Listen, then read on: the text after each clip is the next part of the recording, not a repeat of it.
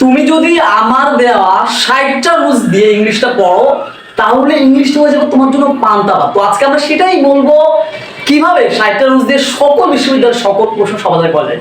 আজকে আমরা subject agreement থেকে 3টা প্রশ্ন সমাধান করব। ওকে ফাইন, এখানে দেখো সাবজেক্ট এগ্রিমেন্টের 3টা প্রশ্ন দেওয়া আছে। আমি তোমাদেরকে সাবজেক্ট এগ্রিমেন্টের উপর 60টা রুলস দিয়েছি, দেখো কিভাবে কত সহজভাবে পান্তা ভাতের মতো এই প্রশ্নগুলো সলভ করা যায়।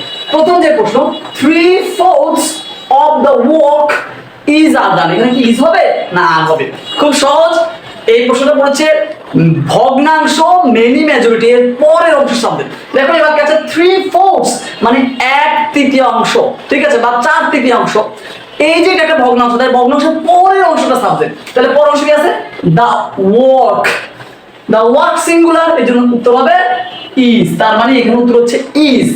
Next question, none of the students have car।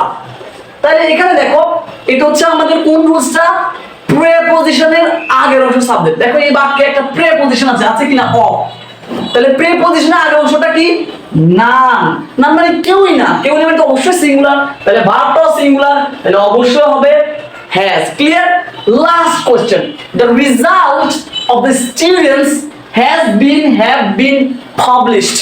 তাহলে এখানে কি হ্যাভ বিন হবে না হ্যাজ বিন হবে? তোমরা সাধারণত আমাদের স্টুডেন্টস যেহেতু প্লুরাল আছে তাহলে অবশ্যই ভার্বটা প্লুরাল হ্যাভ হবে, কিন্তু not. The rules is preposition আগের অংশ সাবজেক্ট। প্রেপজিশন আগের অংশ সাবজেক্ট। প্রেপজিশন আগের অংশটা কি? The result. দ্য রিজাল্ট হচ্ছে কি? সিঙ্গুলার, এর জন্য ভার্বটা হবে সিঙ্গুলার। এখন প্রশ্ন হচ্ছে এখানে কেন হ্যাভ এর সাথে বিন বসছে? দেখো রিজাল্ট কোনো কিছু প্রকাশ করতে পারে না, বরং রেজাল্টকেই প্রকাশ করা হয়।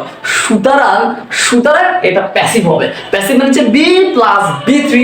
এই যে বি প্লাস বি থ্রি